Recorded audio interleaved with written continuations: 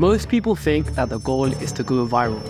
Watch your follow count explode, and for a brief moment be the center of attention. But here's the truth.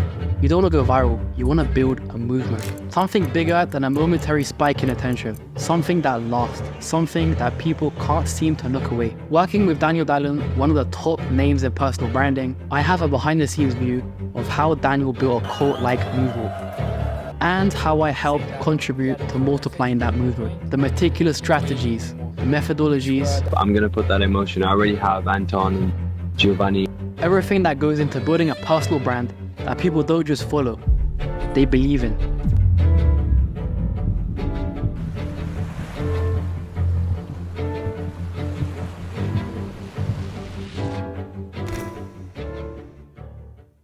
Going viral is the dream, right?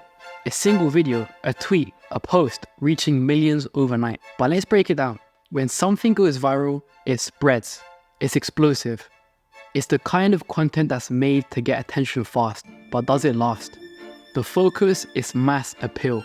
How quickly can this reach the most amount of people? But what happens next is it fades into nothingness. The content disappears from the algorithm. It becomes a flash in the past. A short memory, momentary. Sure, it's great for quick engagement, but does it actually last? Viral content is what I like to call noise. It's designed for speed, it's designed for scale, but it really lacks depth. It gives you a spike in attention, but rarely builds any real connection. The moment the trend passes, so do the people. But here's what people don't realize. Movements aren't built on noise, they're built on purpose. When you're creating a movement, it's not about getting millions of people to watch 10 seconds of a video. It's about getting a core group of people who really believe in what you're building. And they stick for the long term. I saw this firsthand working for Daniel. I'm gonna put that emotion. I already have Anton and Giovanni. His success wasn't just because of viral moments. It was because his brand stood for something. He had a purpose, a mission that people got behind. And it wasn't just about him. It was about his mission. That's the core of a movement. It's not about instant gratification. It's about identity. Movements invite people in, not just to consume, but to actually participate. Every single movement requires a figurehead, someone who embodies value and purpose. Your personal brand starts with a recognizable character that resonates with your audience. This is about building an identity that captures attention and that stands out. Define what makes you unique. Create a memorable persona. Think of a character that's easily recognizable and almost unattainable. Take Daniel for instance. He's not just an entrepreneur. When you think of Daniel, you think of the Dutch guy who speaks Mandarin. When you think of Steve Jobs, you think of a black turtleneck. Too many people start a personal brand and copy everyone else without building their own identity. What's something visual, instantly recognizable, where if someone tries to copy you, it links back to you? It's so glaringly obvious that someone is copying your style. Because if you copy someone else, you will never be able to build a cult movement. Look at Mark Gadzhi. Before, every single course seller branded himself with Lambos, flashy brands, and people got used to that. Aman came along selling the exact same dream but branded in a different way, pushing the old money trend. He built a movement where now any single info product guru with the old money clothing is a clear copy of Aman. A visual identity is key to sticking in someone's mind. Now you've built your recognizable character, you need to go deeper. You need a mission your audience can be part of as well. This is the foundation of your brand. What is the long-term change you want to see? And why does this matter to you? And why should it even matter to others? You need to attract followers that resonate with your mission. More than that, you don't just want followers, you want people that become advocates of your brand. Look at George Heaton from Represent. His whole persona is a mission to become a better athlete and a brand owner. And his audience want to be part of his mission. With Daniel, we wanted him to coin the term building in public. We wanted his audience to associate his mission with documenting his process and building businesses. Not only attract an audience, but also inspire them to be part of the mission. Moving on from branding the figurehead and crafting the mission, you need to brand your content itself. Just like you as a person, your content needs to stand out. How can your content be recognized as yours in a fraction of a second? Colors, fonts, imagery that reflects your brand. Think about how you want to be perceived visually. For example, Casey Neistat It was his raw style of vlogs. For Buy Maximize, it's his fonts and quotes. For Daniel, it's a simple POV title. If you see POV, you think Daniel.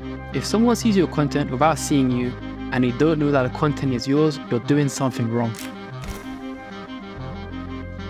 Now, what separates a movement from a cult-like movement? The difference is making your audience part of your movement so they promote it for you. And your brand becomes part of someone's identity. You can't scale your brand without leverage. You need a system to make you explode. Look, a personal brand and a brand of a business are very similar. Let me explain. In business, there's a point where scaling becomes harder and harder, and you simply cannot scale without leverage. Leverage is critical. Leverage, Archimedes famously said, give me a lever long enough and a place to stand and I will move the earth. If it's just you selling your time, then you cannot scale heavily. For example, Represent Clothing leverage their customers to push their brand. Every person you see wearing Represent is part of the community of customers advocating the brand, referring straight back to George Heaton. And in an online world, the fastest way to push a movement to being a cult movement is building an online community. For brands or personal brands, a space where your audience of customers receive what they want and in return, you can get what you want. Daniel has 56 videos on YouTube, and it's simply impossible to scale hard without letting others do the hard work. Remember, Daniel built his content to be recognizable as his. A very, very important part of personal brand, meaning every single POV video relates straight back to Daniel's brand because it's his style. So we simply wanted more POV videos being made by others so others could push Daniel's brand for him. We worked with Daniel to build an online community with 10,000 members with one main purpose: building in public. The term I said we wanted Daniel to coin. Again, an online community is a space where you can give your audience what they want and in return, you can get what you want. So we set out to talk to Daniel's audience to find a common struggle. And we found it. They all wanted to build a personal brand, but they were stuck at level 1. They would upload and not get many views or engagement at all. They would get discouraged and stop uploading.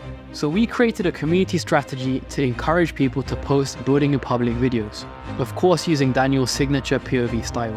The goal was for them to make videos and in return they would receive engagement and feedback by other community members. This helped in 2 ways.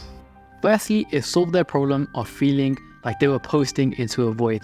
And secondly, it created an engaged network that would comment on, share, and support each other's content. What happened next was a flood of YouTube videos, all with Daniel's signature POV style. Again, all linking back to Daniel's brand.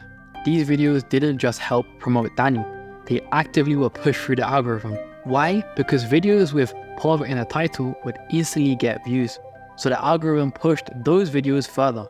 Essentially, we turned the pain point, nobody engages with my content, into a system where members became each other's audiences. And in return, the YouTube algorithm was flooded with Daniel's POV videos. This created a movement, one that resonated with shared purpose and authenticity. When you solve your audience's problem in a way that truly resonates with them, they don't just follow, they willingly help spread your brand's message. They become your advocates, they become your content army. And that's how you turn a movement into a cult movement that you can't avoid. And community strategies can be applied to any brand, even large companies. For example, we worked with a mountaineering clothing company. They wanted UGC and stories of their customers hiking to use for marketing campaigns. So we built a community platform where the primary focus was connecting hikers together. And in return, the community provided exactly what the brand wanted. The brand received a steady stream of content that they could use for marketing, while customers felt valued. The takeaway here is the same. Building a community around a solution to all of its problems provides an avenue for them to give back in more than just basic engagement. Whether it's personal brands like Daniel's or larger companies, the principles are the exact same. An online community serves as a hub to find out what your audience needs, and solving it can get you what you want at a mass scale. Lego built a community for users so they could create their next sets. Glossier built a beauty community to know the next product they should develop. Nike built a community of runners that increase lifetime value and loyalty.